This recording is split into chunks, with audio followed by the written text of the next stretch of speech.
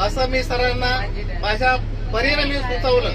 आता याच्यानंतरचा काय जे निर्णय घ्यायचा ते निर्णय घेतील, परंतु तेव्हाही जर असते त्यांनी आपल्याला संधी दिली तर सर्वांनी सहकार्य करावं असं मला वाटते. पुन्हा या भूमीत आलं तर एक आनंदच आहे. त्यासाठी जेव्हा केव्हा सर हे टूर काढतील तेव्हा त्यांनी असं सर्वांनी सहकार्य करावं.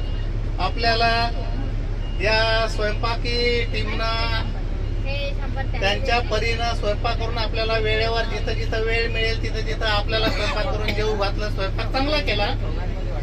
त्याच्यानंतर जी आपली उचल खाचल किंवा आपल्या बॅगा काळजीनं टाकणे, काळजीनं काढणे, ठेवणे हे ज्यांनी केलं तेही म्हणजे या अभिमानासाठी पात्र आहेत.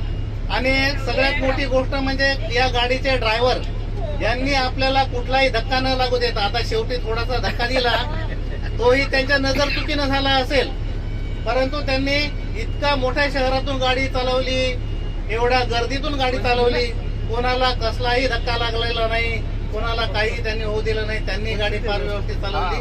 तर तेही देखील अभिमानास पात्र आहेत. आणि तुम्ही सर्वच जण यात्री, धम्मयात्री हे अभिमानास पात्र आहात.